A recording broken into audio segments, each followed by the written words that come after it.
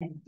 We'll call the meeting to order with the reading of the land acknowledgement statement. The town of Innisfil acknowledges that the town of Innisfil is situated on treaty land that is steeped in rich Indigenous history.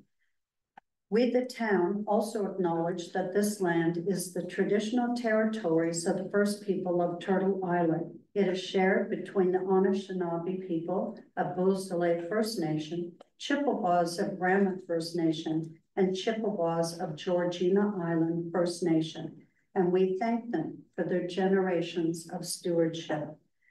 This meeting place is still the home to many Indigenous people, and as settlers, we are grateful to have the opportunity to work on this land. The town acknowledges the forced sacrifices that are the foundation of Canadian society today. We are dedicated to honoring Indigenous history and culture and committed to moving forward in the spirit of reconciliation and respect with all First Nation, Métis, and Inuit. And if I can, just in the approval of the agenda, just a note, Emma has given her regrets that she was unable to attend today's meeting. And we have our representatives online from Watson Associates. We have Jack and Josh with us today. So if we can have the approval of the agenda for the August 26th. I have Rob and I have Bill. And all in favor? Thank you. That's carried. Disclosure of interest. Any disclosure of interest known? Thank you. And minutes of the previous meeting. And if everybody can put their cell phones on mute. Thank you. Minutes of the previous meeting, which were as item 4.1, was dated July 30th and received by council on August 15th. And the recommendation that the Ward Boundary Review Ad Hoc Committee report 03-24 dated July 30th, 2024 be received as printed. Paul and Bill and all in favor? Thank you, and that is carried. And we move on to item 5. And that is now up for Jack and Josh, read the proposed new ward boundary options. Hi, everybody. Nice to see everyone. So as was mentioned, what we want to do today is just ensure that the committee has a comfort level with the options that were talked about at the last committee meeting before we go out and start public engagement. Ensure that we understand, or the committee and all of us understand kind of what we were trying to do with the different options, understanding some of the complexities that are present here with regard to some of the options. So we'll go through those today. We'll start out with a quick refresh over on the existing ward system, a quick refresh on our consultant evaluation of the existing system, why we think we need to look at alternatives, and then I'll turn things over to Josh and he can walk us through the options. We'll be really brief with regard to the options to ensure that if any members of the committee still have any outstanding questions or comments or anything we should be aware of that we need to change before we go to the public, we can deal with all that today. Sound good? Okay. So maybe just the first slide, just a quick refresh on what we presented to date on our evaluation of the existing system, relating all back to the guiding principles. So we'll keep referring to the sort of 4 main guiding principles throughout today's conversation. Obviously, representation by population today, representation by population, taking into account impacts of growth in Innisfil, communities of interest and the protection thereof, as well as ensuring that boundaries are clear and using natural features, arterials, physical features, etc.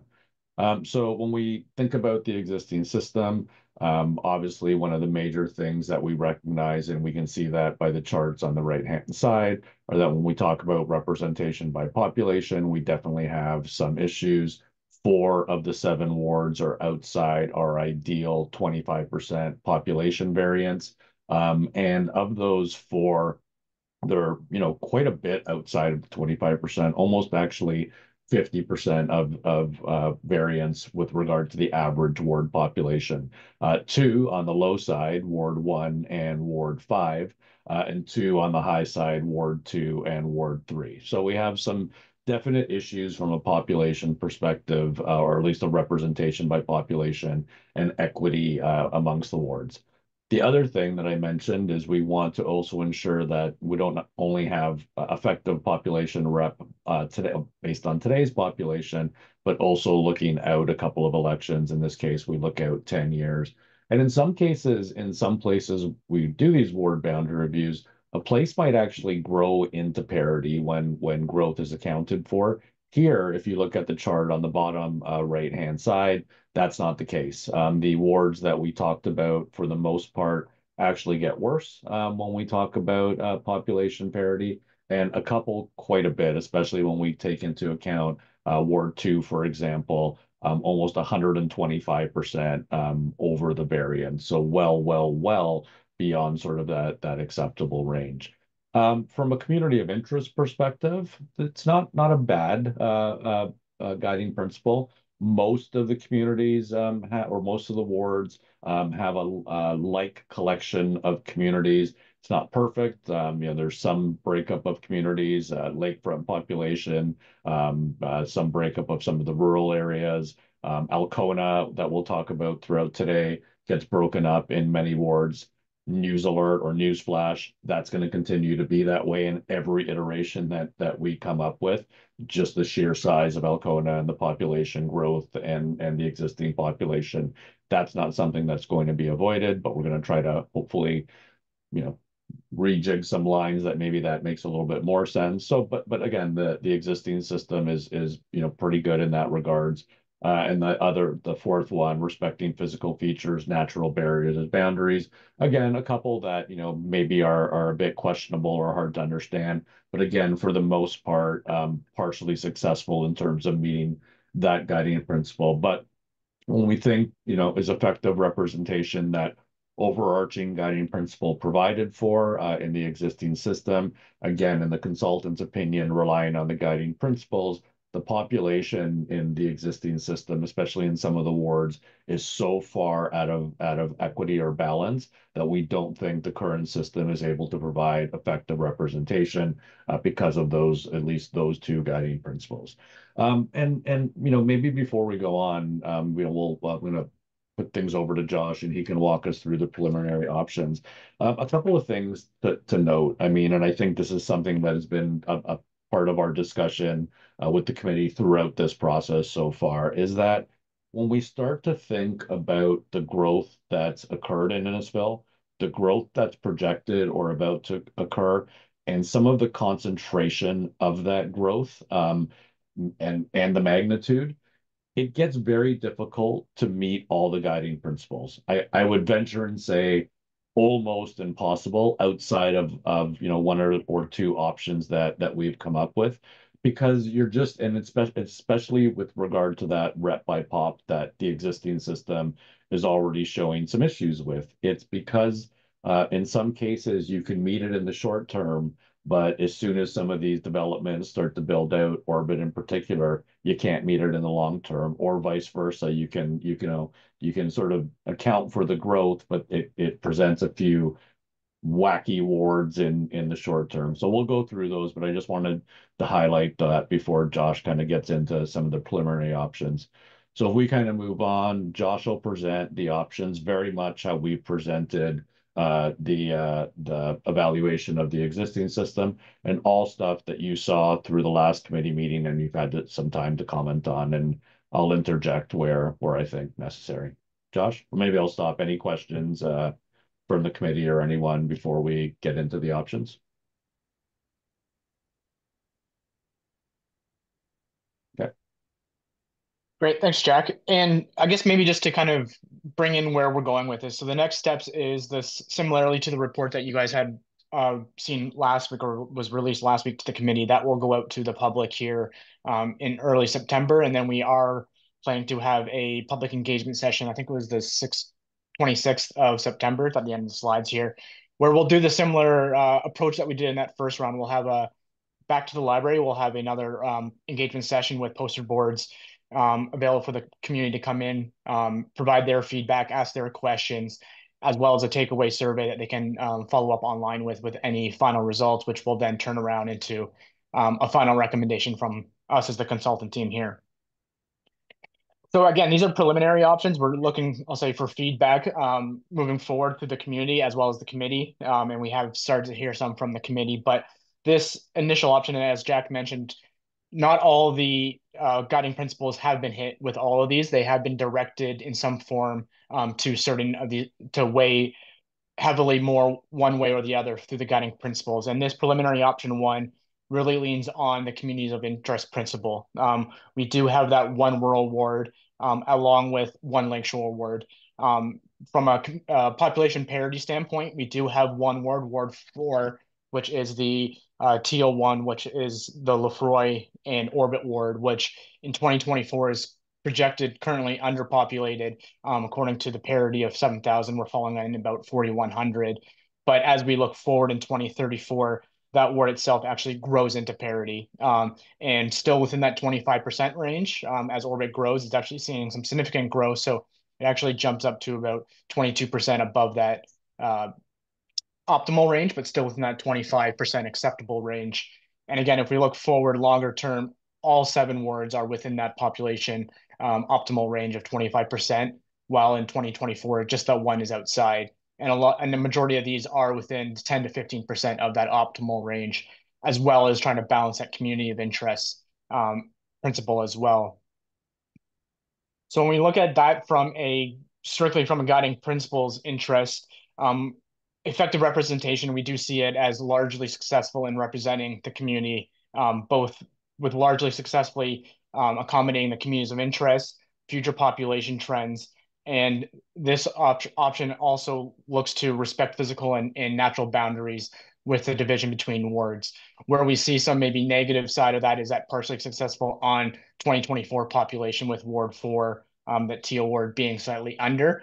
But again, directed that way because we knew the growth was coming with Orbit developing there. So that one received a partially successful ranking, but overall, we do see this as a largely successful preliminary option.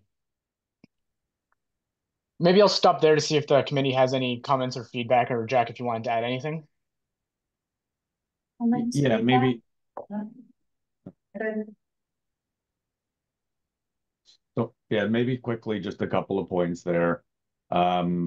Just to build off one point Josh made about Ward 4 being lower, incorporating growth from Orbit.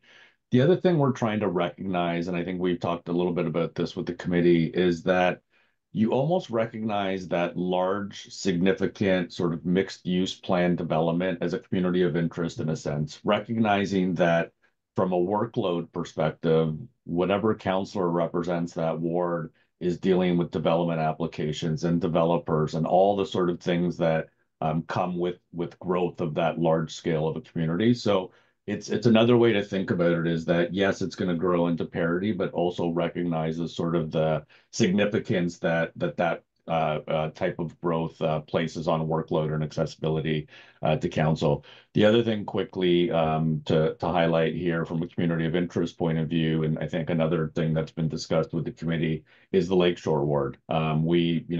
Little bit of a maybe strange ward in terms of geography and how it looks. But something that we heard in terms of feedback, I think people wanted to at least see an option in terms of what that might look like to have a Lakeshore ward that incorporates all those unified interests. So I'll maybe stop there and see if any other comments. Well, I think Jack just you reiterated what we had said before, especially with that Ward 3 running all along the lake, challenges for a councillor. But you have to look at there may be all their concerns are the same, so they represent all the waterfront. We said it would be. We'd like to see who'd run for that, but anyway, it's good to have those options and to see how the feedback is in the community. Agreed. Oh, maybe the obvious thing, and Josh, I think, said it at the very beginning. The big change here is obviously one rural ward, and that's going to be a theme throughout, right? When we talk about population parity and trying to achieve it with the growth that's going on, we're going to see a lot of examples today with that one rural ward. But I think similar to what Donna mentioned, I mean, I want to hear what the community thinks about it from a community of interest perspective, balanced against trying to achieve some of this population parity. So, okay. All here, Yeah. No, yep, on that, go ahead. I have trouble supporting the one rural ward, and one of the things I think we've overlooked. I just thought of it on the way here today. The employment area doesn't supply, nobody votes in the employment area because those properties are all owned by companies. And so we're forgetting that they all have issues and need servicing as a counselor. I did that as a counselor, but none of those people vote for you. And that's kind of the economic engine of Innisfil. And we're in this, when we're trying to divide into these numbers, that's something we've sort of missed. And I think the rural areas should have 2 wards. And I think you're probably right.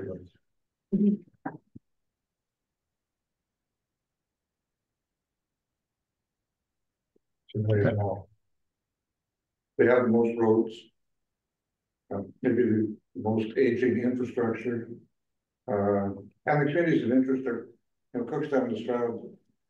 There's a lot of difference there. When they're both at the extreme ends of that ward. I think it's something we've overlooked the fact that the employment area. We think there's no issues there. There are no voters have a concern in what they do. And they have issues. And yeah, I think those are all comments that we should note, and I agree. I think we're going to hear the same thing when we go out to the public. Let's look at the next option that addresses some of that and is a 2 rural ward option, and then we can talk a little bit about the population imbalances in the long term. And that's really going to be what we're trying to get at, right? Is this is going to be largely, I think, are we going to come up with a system that really places communities of interest as important and as part of that maintaining 2 rural wards? Are we going to come up with a system that reflects more about the population growth that's occurred? Or are we going to come up with a system that reflects future population growth? Or in one of these options, it's trying to balance all those. And that's ultimately what we want to hear from the committee and then from the public before we, put it in front of council. So I fully agree with those comments. Like that's, I think, similar to what we're going to hear in the public as well. So in option 2A here, I'll say this is more of a minimal change from the existing ward system that we have in today. We have 2 rural wards.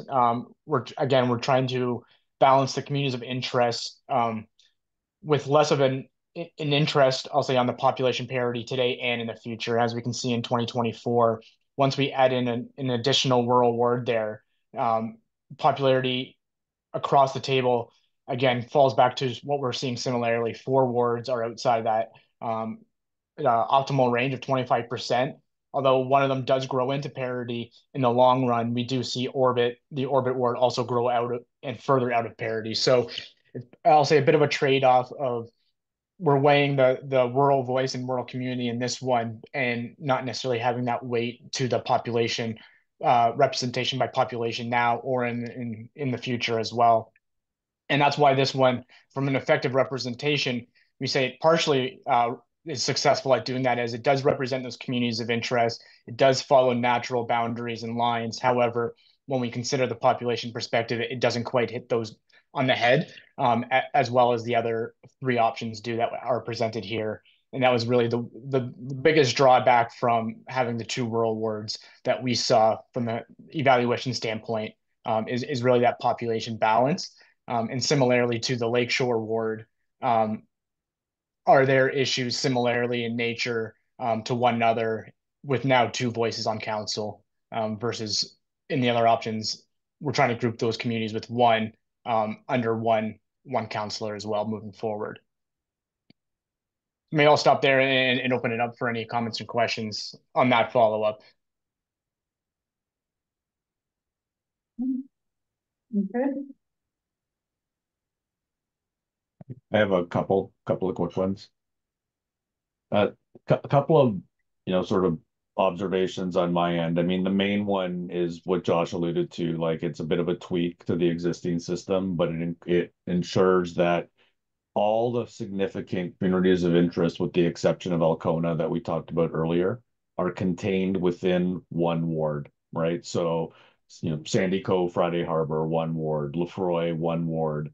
Some of the rural communities in the south, like Cookstown and Guilford, I know different, but one ward. So there's none of those, again, with the exception of Alcona, that cross over into multiple wards. So that was one thing.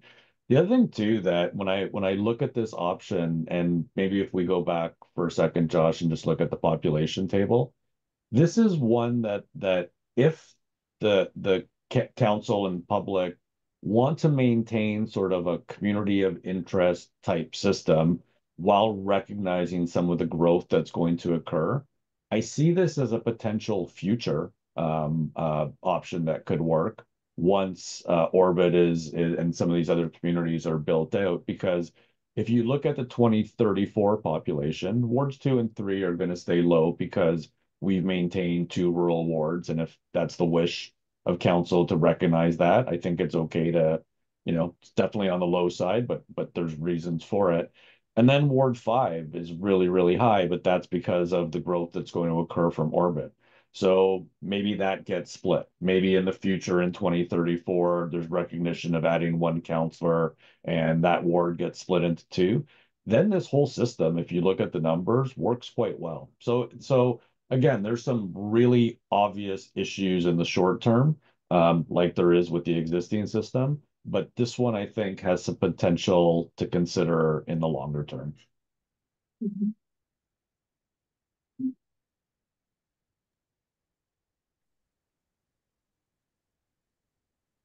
So moving into 2B, this is one, again, we go from 2A with one rural, or 2 rurals in 2B. We now look at one rural community. Again, trying to capture the population parity, and future population we now see in wards 1, 2, and 3 as pretty well being optimal both now and in the future once we start to regroup that rural community. The other ones, we do see 4, 5, and 6 in this option. 2 of them population wise being below parity, one of them being above. But as we look to the future, they start to grow into each other. And again, with Orbit there, it actually starts to grow out of parity. So it goes from well below to well over, in the means of this one. But as Jack mentioned earlier, with that growth, there becomes potentially other responsibilities from the development side of things. So having that lower population parity in the short term may be beneficial and provide them the time and need to address those concerns. In this one, though, comparable to preliminary option 1, we do start to split up that lakefront community. We now have 2 lakefront wards. Again, trying to understand the communities of interest, grouping Lefroy and Guilford together, and not having any divides between those 2 communities, with the second lakefront community then being in Alcona, particularly in Alcona ward, but with the lakefront community in there invested. And then the options or wards 5 and 6 are then again Alcona based, one with Orbit, one without Orbit, one a developed community, one a developing community, balancing those out there. So referring back to the guiding principles, representation by population, from now and in the future, we have addressed this as no, but it's starting to grow into each other as we look forward. And respecting communities of interest, this one is largely successful. Again, looking at the boundary lines we have used and address those natural features and natural boundaries, which we see as a partially successful representation of the community and effective representation moving forward. Jack, anything to add? No, nothing to add on that one. Actually, worked the Guilford, the Frog Valley Ewart, that's like we had before this. I guess back in '94, that's how the word was. I represented that ward at that time, and had Guilford, the Frog Valley Ewart. It was all on the board.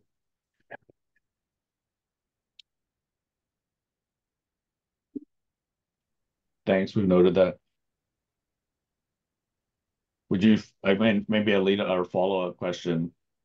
Do you foresee, does that make sense to you, being that you had that ward and existed like that with a good collection Well, of communities that, yeah, yeah, it was okay, it's a lot of empty land in between, but, you know, they're doing a lot of building in the meantime as well. But it wasn't bad, you know, I like the ward the way it was nowadays, better than having to, we didn't have the orbit part of it. okay. So moving into options 3A and 3B, and I think this was noted last time as well, but 3A is really balanced 2024 population. And that was really the goal of this one is trying to play a little bit of catch up and really balance those existing wards while having some understanding of those communities of interest. And this option here really does represent both of those. It has that population parity in 2024, although it starts to deviate off of that for 2034 with the development of orbit. You can see orbit go up to about 45% above that optimal range, and Ward 6 starts to fall below as it pretty well remains stable population, but as that average mean goes up, that word starts to fall below parity. And although it's below parity, it's just below parity at 28% off of that parity of 25% mark. So still within reason.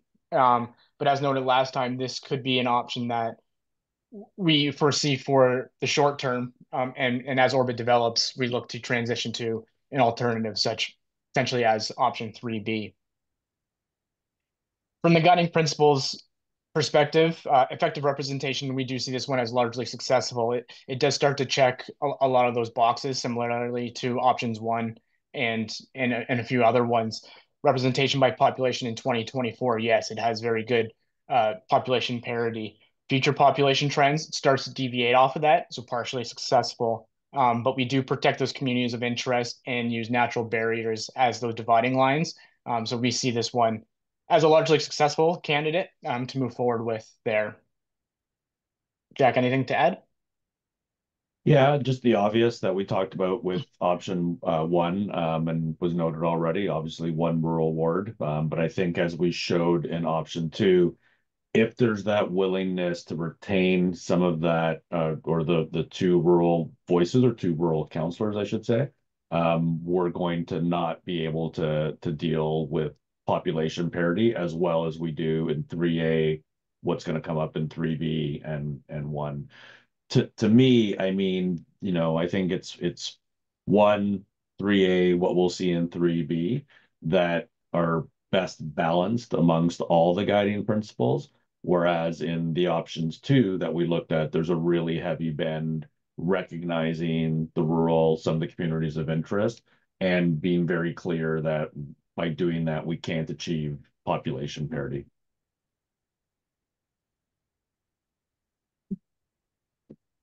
And although 3A starts to trend outside of parity, we look at 3B and that trends to parity in the longer run. And as we can see here, 4 of the 7 wards are within that 5% range of the optimal range longer term, and 3 are just outside of that optimal range moving forward.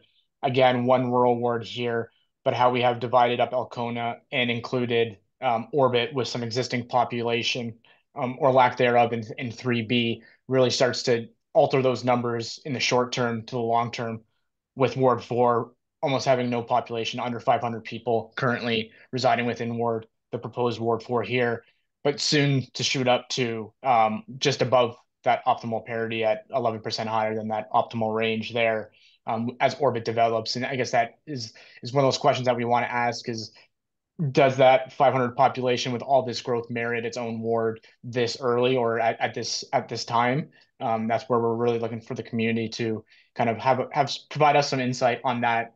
And as noted in the previous meeting, maybe it's a transition from 3A to 3B longer term, as wards in this one, wards 2, 7, and 1 all remain the same. It was really the configuration around Alcona that has changed between options 3A and 3B. So there is some similarities that we could keep with some minor changes to adapt as that population comes online And that could be with regards to a population number in the city that it merits a new population review or a new ward boundary review, or again, looking ahead 2 election cycles, maybe 3 election cycles, or depending on how Orbit's developing, it may be more heavily skewed to transition with Orbit itself moving forward.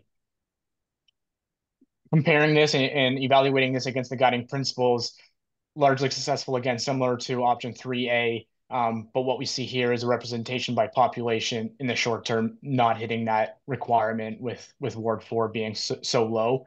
But again, intentional because of that longer term growth coming in here. But communities of interest, natural barriers, and future trends are all largely successful. Gaining this one, the effective representation of largely successful as well moving forward. Jack, anything to add? Yes, so Rob. No, go ahead. Like Yeah. Sorry, yes, obviously, I can appreciate Paul's concerns with having just a rural ward. I think giving us all these different options to see what would happen if we, communities of interest versus, waterfront or whatever else, or just urban or rural wards or whatever else, help. But obviously the impacts of what that is what we're looking at. And to me, the purpose that we're here is to try and find a little bit better parity. And some of the scopes on options 1 and 2 are just so far out, where the options for 3A, I still think is the best option, which gives parity for the next upcoming election. And as I said before, the transition to 3B as an option to look at in 2030 for the 2034 would be just a natural progression, and like to have the least impact to the existing awards as well to do that. But, again, I can appreciate that Paul has concern with just a rural ward, but it's not just rural. It does have, Innisfil Heights, which is the industrialized area. It still has Churchill, Stroud, and Cookstown as well, which are residential as well too. So it does give a little bit more than just rural. So it's got a bit of a more feel to it. One comment that I made last time, and I bring it back again, is I can appreciate the need for the numbers for the ward systems, just for us for numbers and how you do your calculations. But I think hearing from just the public in general, if we would just take the numbers out and just use the colors, because I think it would get a little less anxiety for some people, because they get hung up on where the numbers are moving to and what changes that. But if you just said it's the orange ward, it's the purple ward, it's the yellow ward, it probably would alleviate some concerns that some people may have with that. And people get just caught up in just a numbering system as opposed to this is the section, this is the area that we're looking. This would be a new ward, and then once it's gone through the public and through council and passed, then you could assign the wards that are most either most similar to what they are now, or look to just renew all the wards as just whether north to south, east to west, whatever, however you do that sort of things. But we just took the numbers and put the colors in. It'd be more beneficial for the public to just absorb it, and and even for council, because I'm sure someone's going to look at and say, you're changing something, and then how does that impact them? So just my thoughts. I think that 3A and 3B have shown us some great options and real good parity. That's why we're here. And that way we can move forward. It will be a little less impactful in 2030 and 34 for any changes that way too. Thanks. Paul? I'll agree with you, Rob, on your second point. I think now we're there. But I find it confusing to myself. Yeah, So yeah. the public's going to find that really confusing. Yeah. Oh, okay. Sorry. Colors, for sure. Yeah, it's just so simple just to say it's orange, purple, it's blue, it's whatever, it's brown. It's like, oh, okay, now I can identify what that is as opposed to getting hung up on like, why is this word number 5 now? Why is this number 2? Why is this? So I can appreciate you need that, especially when you're doing the database to get the numbers to do it right. But and then as you move them around in your different options, because otherwise I'm sure it's some sort of computer program that you need numbers to get the data, to extract the data. But if you change it just to colors, it probably would save a lot of confusion. Or A, Yeah. B, C. Use Use the alphabet, A, B, C, and take out numbers. So, yeah, if I may, that's actually what I was going to suggest. So no, we don't need the numbers. We have lots of, like, we did it a lot where we just use the colors, and then we would hear from the public or council sometimes going, hey, can you put some numbers there? Because people were always going, oh, Ward 2, what color is that? Like, so we would just add numbers just to make it easier when we were discussing it. So I have no problem, and we've heard what you mentioned before, that sometimes the numbers cause a conversation to go sideways because they're like, what are you doing in Ward 1? Like, so maybe letters is the best compromise because we still have something easy to identify it by other than the colors, but it doesn't have any historical kind of connotation to speak of. Yeah, I think any way that we take, just to take numbers out is ideal, you know, say if it's A, B, C, D, E, F, whatever it needs to be, or colors or whatever else. So just so people can identify where they are, where they live, whatever else, and how that impacts them. Just Josh, is that okay? Like, is that, I'm not talking at Nick from a Nope, yeah, not an technical. issue. Yeah, Yeah. but similar to Rob's point of the databasing side of things, we needed to identify it by more than just I'll say a color. So that was where we saw that. But they held no merit in how we designed them. They were just a label. I think also for a council to understand this as well, because they may think, oh, wait a minute, my word's moving way down here. But it's not, it's just a numbering system. So going alphabetical takes all that away. It's a new platform. Good, thank you. Which maybe I just heard and understood that maybe some of the towns actually have ward names. So as opposed to numbers, it could just be the Cookstown ward, the Big Bay Point ward, the whatever, or something along the lines, or just something else, whatever.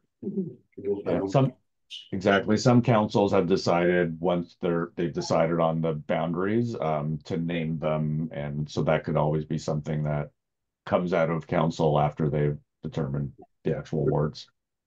Good. So just in summary, a comparator of all those options that we had presented here today against the guiding principles. Again, options 2A and 2B partially successful from effective representation from our lens.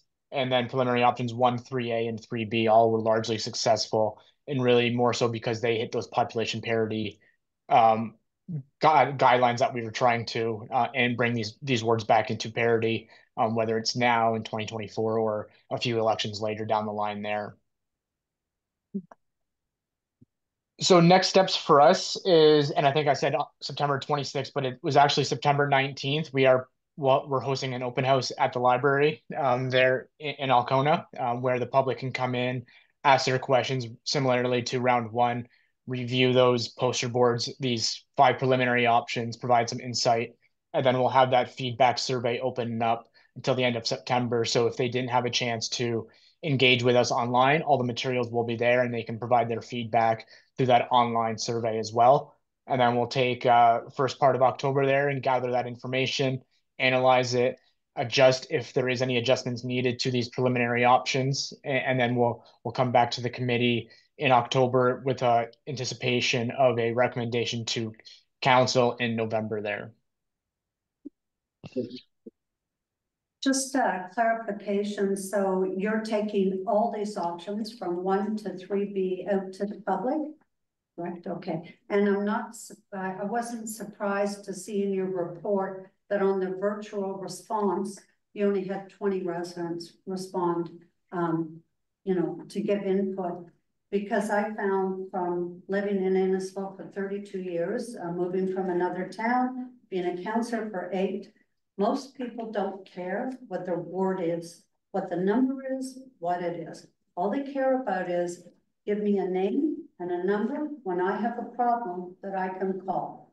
And that's it. And so that's what they care about. So the more then, just to respond to that a little bit, as we do this public engagement, and we're talking about this with other clients as well, part of our job and even in advance of public engagement, especially for you all that have some connections to the community and are talking to people, is to really impress that it's exactly that, right? Like the number and the name that they want. This exercise is about that. This exercise is about, do they get the phone call answered in a timely manner when they get that name and number? Or is that counselor dealing with 50% more calls than the other counselor? And do you know what I mean? Like it's trying to translate this into, because I agree with you, Donna. A lot of times it's hard to get people engaged because they're like, oh, you're moving some lines around and I don't care as long as I get my call. Like, but if you can tell them, well, yeah, we're doing this because sometimes you might not get your call answered because you don't have that accessibility, or that counselor is dealing with 38 developers now in a planned community. So the more we can impress that, I think that hopefully the, better engaged and better responses. And again, largely in our experience, phase one, when you don't have any kind of options out there, it's harder to kind of elicit a response. Hopefully that gets a little bit better once people see that, the rewards might change, or some of the things we talked about today should be important issues, two rural wards down to one, or, incorporating some of this growth, or, some of these communities being spread, all those kind of things, hopefully get people a little more engaged this time around. Mhm. And if I can just add one more comment, building on yours, is that, we've been very fortunate in Innisfil for our rural community to have people like Paul and others, and Kevin Ices, and who have farming experience, and they understand the needs of that area. Plus, they care about those small pockets of community. So they're specialized, and they ran for those wards because that's where their passion is. And I think for others, their passion is, the economical impact, the lake shore, that's where their passion. So hopefully this will attract the people that I love the lake. I care about the lake. I'm passionate about it. I'm going to go for that whole lake shore thing. Heaven help you. But I think that this will help people to understand, taking away the numbers, looking at just the graphs, and understanding, does it make a difference to them? And if so, how? So thank you for the work that you've put into this. Likewise. Yes. Any other comments or questions? No, it's just. No, it's good. Good. Well, No, anything further, Jack, Paul? Just my only comment would be that representation parity might not be the same as population parity. Yeah. And honestly, that's a great comment, and that's, I think, what some of the communities of interest, and even the comment I made about some of the large scale developments. So yeah, I think that's a great comment, and I think something we're trying to recognize in different options for sure. Mm-hmm. Okay. All right. Thanks, everyone. Okay. So closing that, Josh, Jack, we're finished with your presentation. Thank you very much. Okay, so we will go to item 5.1. And Watson Associates, Economists Limited, read item 6.1, proposed new ward boundary options, and the recommendation that the delegation regarding the new proposed ward boundary options be received. And a mover in Paul and Bill, and all in favor, and that is carried. Thank you. And then the business item, proposed new board boundary options, the recommendation that the 2024 council composition and ward boundary review preliminary options report be received, and that the comments from members of the ward boundary review ad hoc committee be considered when preparing options for the presentation to the public and council. And we have that moved by Rob Nickel, and we have Bill Van Berkel, all in favor, and that is carried. Thank you very much, Jack and Josh, for your presentations and patience and explanations. Greatly appreciated. For information purposes, we have no other items received. Schedule of committee meetings. I believe that pending the outcome from the public engagement, September 19th, that we're going to be looking for a date in October. Right. How much time do you anticipate, or does that depend on if there's a lot of feedback regarding the rural and not necessarily liking what is before them? Does that mean you guys take that back and try and do another mashup to come up with another option, or how did, like, I'm just trying to myself understand this, that good point. It's a limited option, and Paul has expressed that, from his perspective, which may be others within that type of community, wanting 2 rural wards for representation. What happens if they the public goes, no, we need all this. What happens then? It's tough to say, but I can give you just some examples from experience. So sometimes it may be clear cut after public engagement. We may come back to the committee and go, look, what we heard, survey results, what we think as a consultant team, what the committee thinks. Here's option one, here's option two. We're going to do a report to council. If from public engagement, we hear that what you just said, sometimes it becomes a mashup. Sometimes we might hear something that says, you know, I really like this, but what if you combine this and this? So if that's the case and we think that it's viable, we'll analyze it. We think it's viable. We'll come back to the committee and think and say, what do you want to do? Do we think that we should do another round of public engagement to put this option out there? Do we think we've already done it and we're basically going to say, thanks for your feedback. As a result of it, we've taken it and we've created a hybrid and create the report, go to council. Or, I mean, if there's, you know, really not buy-in for everything, then I think we just come to the committee and we have a conversation about what do we want to do next. I mean, you know, I've done a few of these, so you never know how they're going to go. I don't feel like that last option. Like, I feel like of the five that is it five that we're putting out there? I feel like there's kind of something for everyone there. Like, even if the 2-ward rule becomes something that's really important, we have sliced and diced this more than what we're showing today. Like, we've done like 15 or 16 of these. Yeah, I mean, can you do other things with the rural? Maybe, but you're still going to have population imbalance issues with those 2 rural wards in the future, right? So I think it's there, right? Like, if there's like, we want 2 rural wards, I think that's fair to go back to council with an option that says that. I think our job, consultants and committee and staff, our job is to say, hey, council, this is viable because of these reasons, but if we get appealed, we may have trouble defending the population parity principle. And the ULT might say, yeah, we get that you're doing communities of interest, but it's too far out of whack. But sorry, a long-winded way, Patty, of saying, like, I think we're covered. Like, I think, like, from what happens from public engagement, we'll set up the next committee meeting, and from there it's basically A, B, or C in terms of going forward. Hopefully it's A and we have some clear options and we're ready to go to council. Okay, so that being said, the public engagement is scheduled for September 19th. When should we start polling then so that we can get some dates and calendars, because we may have people wanting to head south or go other places?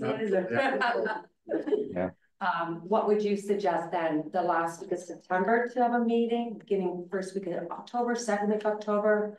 What are your thoughts? Yeah, I would probably say hold on, let me just look at my calendar. I'd probably say first week in October, we're gonna have a pretty good feel, right? I mean, we'll still keep the survey open, I think, a little bit longer, but I think to meet with the committee, I think we'll have a pretty good idea, especially if there's like significant issues that we've heard from the public. So yeah, why don't we gun for that week if people are around? Okay, we'll poll then for some dates. We'll check in with you guys and find out when you're available, and then we'll poll committee members to get something in the calendars, and that way we can have a touch base after the engagement and ensure that we're still tracking what we want to do. Okay. Awesome, great. Yeah. Thank you, Patty, thank you. All right. So, that's it. Okay, we will do, the next item is adjournment, meeting adjourned at 3:49 p.m. Committee adjourns, right? All in favor, seconder was Paul. Thank you very much. Thank you, Jack and Josh, for your great presentation, and we look forward to hearing the feedback, and whoever can attend to just see how the public is responding at library on September 19th will be great. Look forward to it as well. Thanks for all the help and feedback. Appreciate it. Thank you. Bye-bye. Good. Good. Thank you.